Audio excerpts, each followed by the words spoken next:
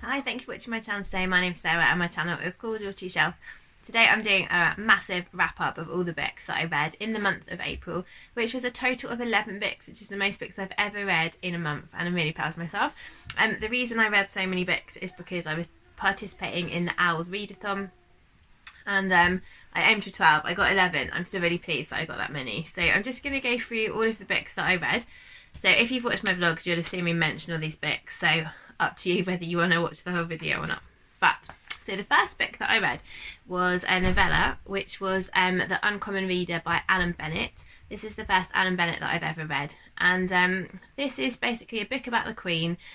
She isn't a reader normally because she isn't supposed to show preferences for anything, because that will be at the exclusion of something else, and so she doesn't really read. But one day when she's walking the dogs, she sees a mobile library in the grounds of Buckingham Palace, and she decides that for politeness' sake she should go in. So she does, and she meets a boy or a young man there who helps her to choose a book, and she thinks, well, she better read it, because then when she takes it back she'll have to kind of say whether she enjoyed it or not. And then this is the start of her becoming really into reading and really loving, finding out what her tastes are, but then she starts to read at the expense of other commitments that she has, and so her staff and her family are trying to persuade her not to read so much, because it's not doing doing the public a favour when she's late for engagements and things, because she wanted to finish her book and different stuff. So and it's also looking at kind of duty really, and how much of yourself you should give up for duty, and how much you should sort of put yourself first. So I enjoyed it. I think I gave it 4 stars, and I would recommend it. The second book I read I really loved, and it's a book in translation. It's translated from Swedish. And this is How to Fall in Love with a Man Who Lives in a Bush by Emmy Abrahamson. So this is based on the author's it's based on 2 events in the author's life, and basically it's about a girl called Julia. She's from Sweden. She's working in Vienna at an English language school, and she's sitting on a bench waiting to go in for a meeting. And then this homeless guy starts talking to her, and they just kind of hit it off, like, even though he's sort of in need of a bit of a wash and stuff like that, they really enjoy each other's company, and they decide that they're going to meet again, and then it goes from there really. And it's basically about how her life has changed, and also how he struggles with the shift from living literally in a bush to trying to be in a more normal life and a more normal relationship, and that sort of the impact on his freedom that it has, and how that affects their relationship. And it's really, I really enjoyed it. It's really feel good. There's some bits, it tells you at the end where the truth has been bent a little bit in terms of the story, but the overall premise is true. I really loved it. I raced through it. I found it really fun, and I definitely recommend that one too. So the third book I read is a novella that I've wanted to read for ages. I bought it on my birthday with my birthday money, and it is Before the Coffee Gets Cold by Toshikazu Kawaguchi. So this is a Japanese book. This is set in a cafe where you can time travel. So you have to meet certain you have to meet certain conditions to be able to time travel. So you have to sit in a certain seat in the cafe. You can only go back to a day and with a person where you've actually been to the cafe at that day and time. You can only do it once, and you have to get back before the coffee turns cold, otherwise you get stuck as a ghost. I chose all these books, and Mum says I have to choose her next bit, and I did. It's really fun, and I really want to do it again, but it was only 5 times or something, so I really want to do it again, but it's going to take ages. But I get to choose what order it's in. Thank you, sweetie. So there's 4 different people who want to time travel. There's lovers, there's mother and daughter, there's husband and wife, and there's sisters, and you get to hear each of their story and why they want to time travel. And I really enjoyed it. I gave it a 4-star. I think that if it had been written in a slightly different style, I would have been more emotionally involved. Like, the last story is pretty sad, and I think I would have probably cried if it had been written in a slightly more emotional way. But I really enjoyed it, and I would recommend this one as well. I had a really great month, actually. So the next one that I read was a book by Dorothy Koomson. This is called Marshmallows for Breakfast. So I've read loads of Dorothy Koomson books. I think it's about my, well, I say loads, not that many. This is probably my 4th or 5th one. She is kind of contemporary women's fiction with a bit of there's always a twist and a secret and a kind of a pacey bit as well. And this is about a girl called Kendra, and she has moved back from Australia in a hurry, and we don't know why. And she has moved to stay in an apartment which belongs to a man who has twins who are 6, and it's about how Kendra gets more involved in their lives. We know that the man has a wife, but we don't know about her. We don't know why Kendra's flown back from Australia, and so the secrets are gradually revealed throughout the book. So everything is slowly revealed, and I really enjoyed it. I can't remember if I gave it a 4 or a 5. I think I gave it a 4. But I really enjoyed Dorothy Koomson. There's always like a romance and a bit of a few secrets and some tension, and it was really enjoyable. The next one I read was a non-fiction book, which is a duology. So I've already read the first one, and this is the second one. And this is called The Long Ride Home by Rupert Isaacson. The first book is called The Horse Boy. And this is part 2, really, of the story of Rowan and his dad. Rowan has severe autism, and it's the family's sort of healing journeys that they undertake to try and help him and the family with some of the most difficult behaviours that he has, and try and help him to be able to speak, which he seems to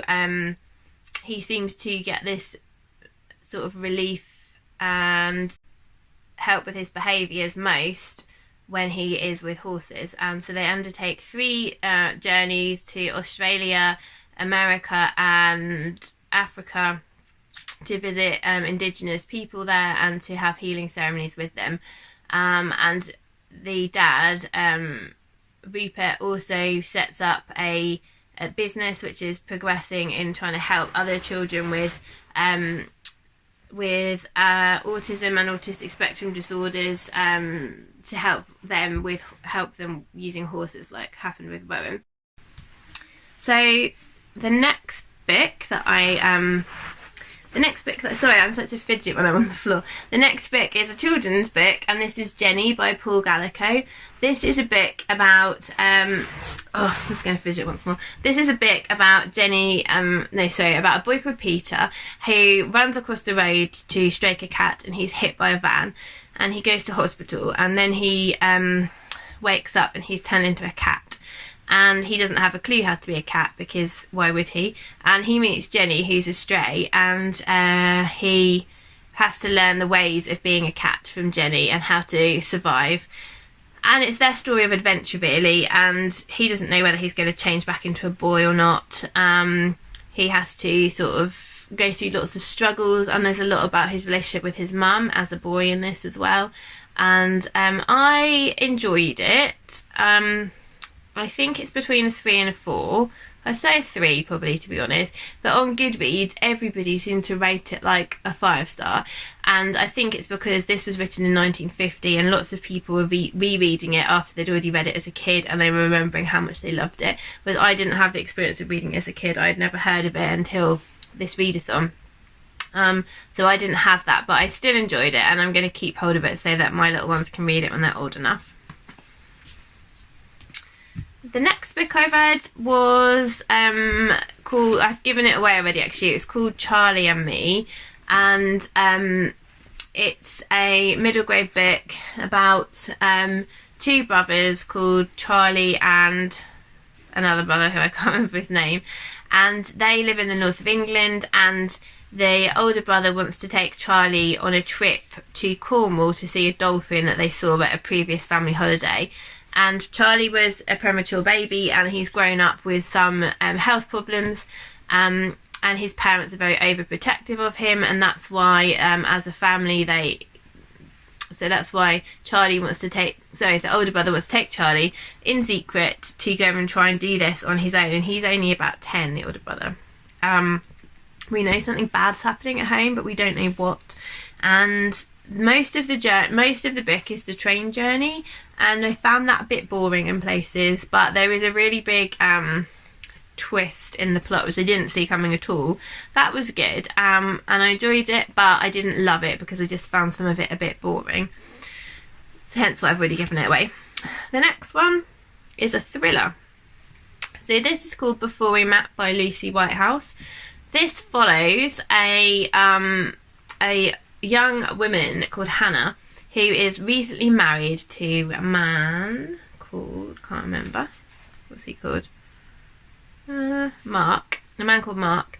And everything's going really well, and then he works between London and New York, and she goes to meet him at the airport when he comes back from New York, and he doesn't come, and she doesn't hear from him for a few days, and then when he tells her what he's been doing, and she doesn't really believe him, and so she kind of goes on a journey of trying to investigate what's true and what's not true, and you learn a bit about their backstory as well, how they met, how they got married, how she's had to progressively give up more of her life and her independence to live with him, and and she lives in his property. She doesn't have a job at the moment, so she's not got much money, so she's become more reliant on him, and then we know there's this kind of secret about what's going on. So it was really enjoyable until I think the end was a bit of a letdown for me. Like, it was a surprise, but it was also a bit of a letdown, and so I really liked the characters. Well, I really liked Hannah's character, but I only gave it a 3 because I didn't feel that the ending was particularly strong. Okay, next is a book called A Summer at Sea by Katie Fforde. So Katie Fforde writes romance and sort of contemporary women's fiction. I really love her books because of the way they make me feel. So they're not the most brilliant writing in the world, they're not literary, but I always love the characters, and I always love how they make me feel. They make me feel so happy, and so they're really, really feel good books, and I always love reading them. So this follows a woman who is a midwife called Emily. She is taking a sabbatical from being a midwife, and she goes to be a cook on her friend's puffer boat, which is travels around the Scottish Isles through the summer, and they have different guests every week. And she loves it. She loves the landscape. She loves the people that she meets, the people she works with, and then she meets the local GP, who she also falls for. And so there's a romance, and then she has to decide, what's she going to do, because she loves this new life in Scotland. Is she going to go back and be a midwife again, or is she going to stay? And it was just so feel good. It made me feel so happy, smile so much, and I really, really loved it. The downside of the book, I have to say, which is why I knocked a star off, is there are some rather old-fashioned ideas in this book. So Emily is single, she doesn't have any children, she's in her early to mid-30s, and there's constant references from other people of, when are you going to settle down, when are you going to have children, why haven't you got married? And she finds it annoying, but I just feel it's a little bit old-fashioned in how it deals with that. There's no sort of real addressing why it's not okay to ask people those questions, or why they don't have to be married with kids to find happiness and fulfillment in life and be successful. And I don't feel like those answers, those points are put across strongly enough, so I knocked a star off for that, but otherwise loved it.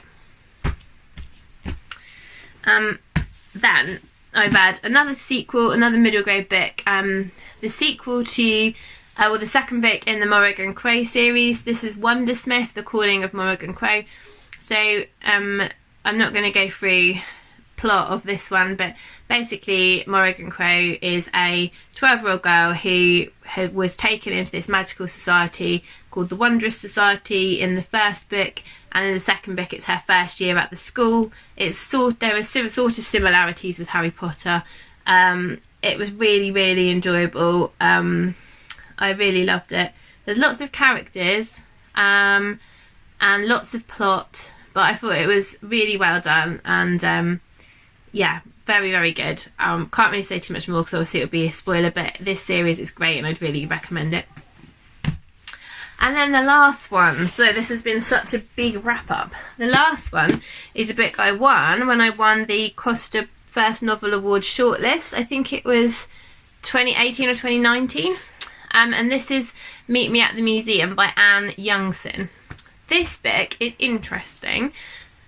It's two people who are in their 60s. So there's Tina, who is in England, in East Anglia, where I live, and there's Anders, who is in Denmark, and he's a museum curator. And there's a man in Denmark called the Tolland Man, who was found in bogs in Denmark, who had been hung back in the Iron Age, and he's on display in this museum where Anders works. And that's the first reason that Tina writes a letter to the museum. It happens to be answered by Anders, and they start this correspondence, so the whole novel is written in letters, and you learn more about both of their lives and about decisions they've made, losses they've had, why they wonder how certain things would have gone differently if they'd made different decisions. And it's very beautiful, and it's very, very gentle, very thought-provoking, but it was just a little bit too slow for me. I feel like now, I rated it a 3-star. I feel like maybe now I'd rate it a 4. It's interesting, isn't it, when you have some time away from a book, how you downgrade some and upgrade others. I would recommend it, but if you're looking for something with a lot of plot, it's not going to give you that. It's very meandering and gentle, but it's got very beautiful concepts, and I love the relationship between them and how it develops. So actually I'm going to upgrade it to 4. Now I'm thinking about it, I really did enjoy it. I think I read it in very big sections, which I think is probably the way to do it, because then you sort of really see their relationship developing. So yeah, it's a really pleasant read, one that I probably won't reread, but I'd be interested to see what Anne Youngson releases next.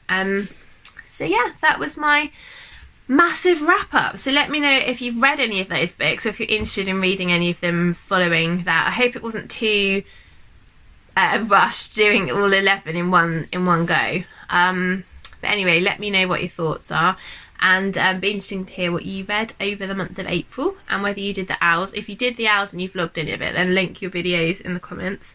And yeah, I will speak to you soon. Bye.